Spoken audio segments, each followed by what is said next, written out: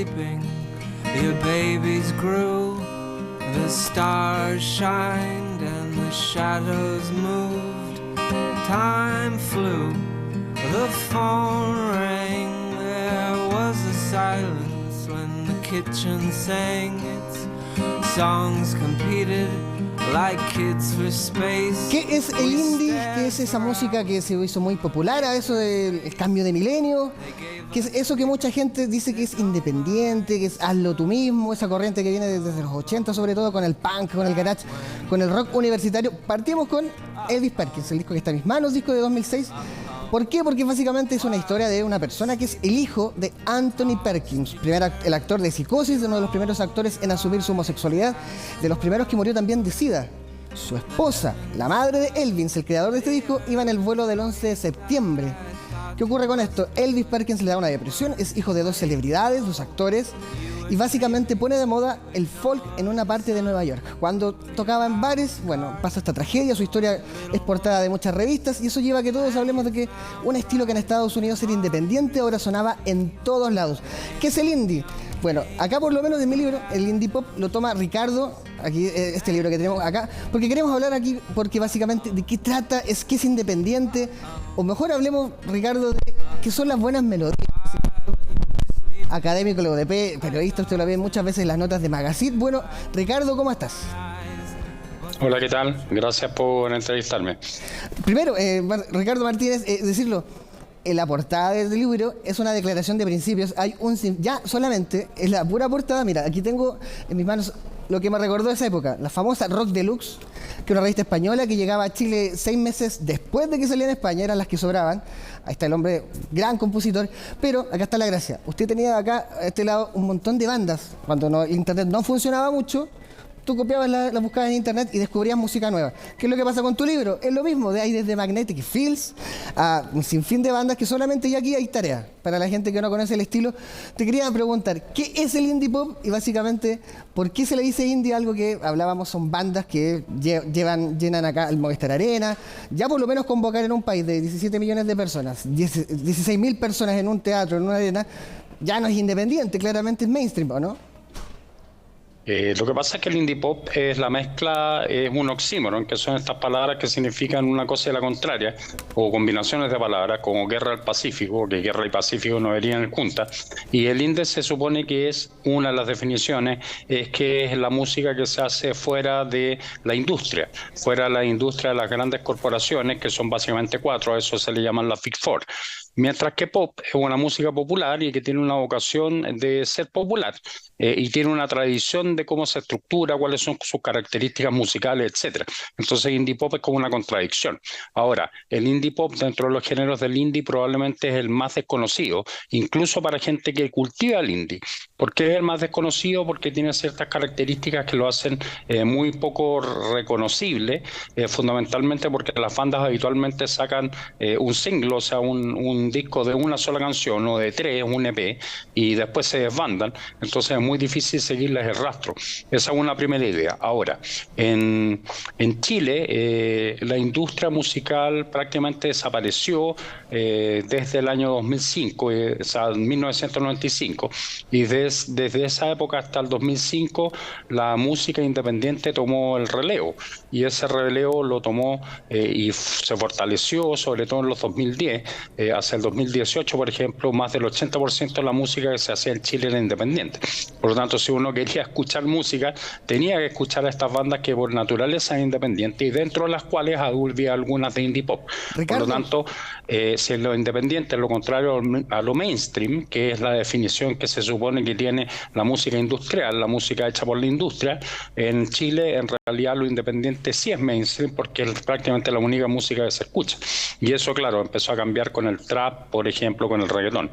Ricardo, te quería pedir una breve pausa porque, claro, estamos hablando de música y es como el fútbol. Si vamos a hablar de fútbol, mostremos la pelota. Si hablamos de música, tengamos música de fondo. Mira, vamos a poner ahora, para entrar un poco en contexto, el disco de Calexico para que suene de fondo, porque tú hablas del mainstream en Chile y este disco que yo tengo en mis manos de Calexico, el Carpet to Dust, es de 2008-2006 y tiene que ver con una banda de nicho de Estados Unidos que, bueno, básicamente es como de culto, viene a Chile por primera vez.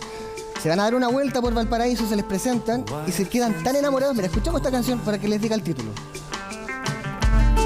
with flowers of Esta canción se llama Las manos de Víctor Jara Hans, que fue para la primera vez que vinieron y tocaron, mira, al lado voy a poner el disco de Perroski, que fue una banda indie del periodo que tú dices, ahí tengo el disco la otra vez, que les abrió.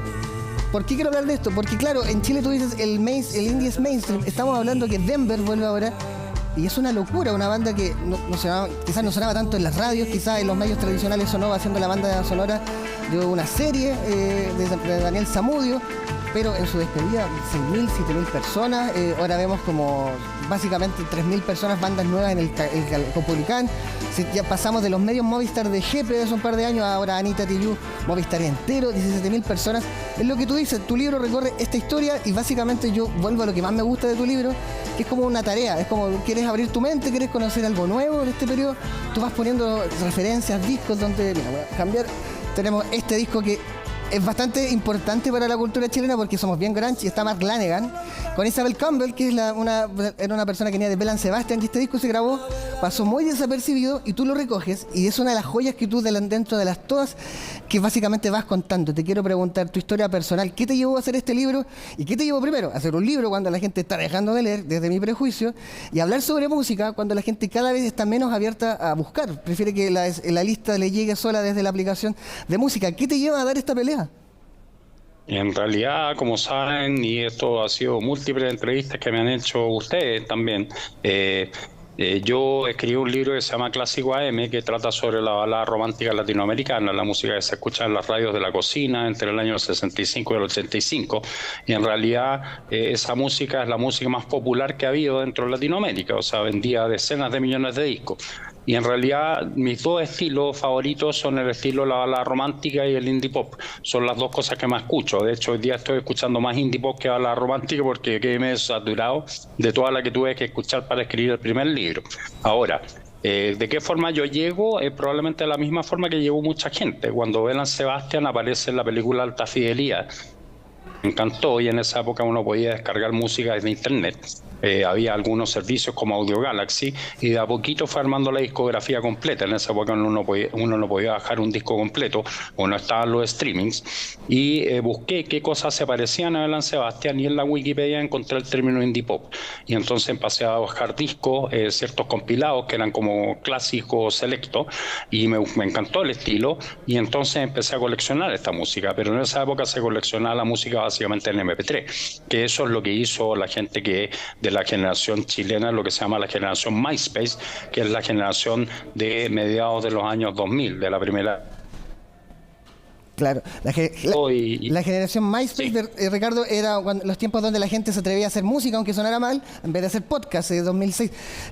Bueno, tú tocas un tema muy importante, porque a eso te quiero llevar para ir cerrando. Tenemos básicamente una relación con el indie, como se le dice, muy especial. Pongo ejemplos, el hombre Erlend Oye, un músico noruego, vino una vez a tocar acá, le encantó, y ahora viene de vacaciones, amigo de Javier Amena. Bell Sebastian, en otro caso, tú lo nombras, ha venido acá, y es una locura lo que pasa. Y los mismos músicos lo dicen. Sonic Youth ha venido un par de veces y se les ha visto en el Persa, lo que pasa como no son tan conocidos. Y hay algo que produce Chile con estos músicos, que ahora viene Pavement, probablemente otra banda ícono, y las bandas vienen a Chile y lo reconocen, y hay una relación cercana. Yo me acuerdo haber visto a Truls Tomorrow una vez caminando, a Damon Albarn, yo me acuerdo en una marcha estudiantil, vino solo a tocar con Publican un día miércoles, o jueves fue, y andaba en la marcha, y la gente lo reconocía, se sacaba fotos. ¿Pasa algo diferente en Chile o estoy pasándome el rollo que Chile es el pasa algo diferente. De hecho, el otro día mostraron el video de, creo que era el mismo de Damon Albarn, tocando en Estados Unidos, y nadie se movía, y de hecho él se enojó, porque te mostraron al público y el público estaba como quieto.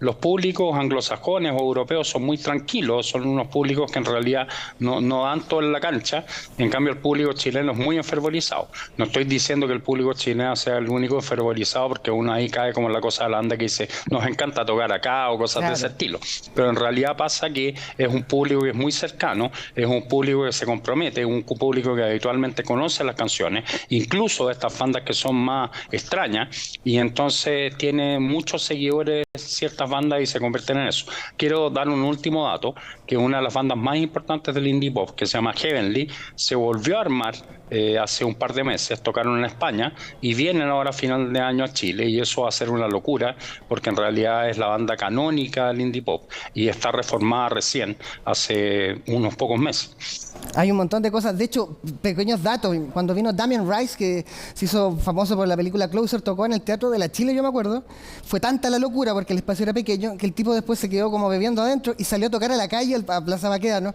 Y había muchos videos cuando no se grababa, son muchas historias, detalles. Es muy normal cuando viene una banda, paso el dato, siempre están en el hotel que está en Plaza Baquedano y van a las tarrias, se van a los bares, y como que siempre hay esa cuestión que te los puedes encontrar en la calle y andan más relajados, porque quizás en Chile no hay una cultura de reconocerlos tanto, pero el público que sabe, les pueden llegar a ellos, es muy divertido.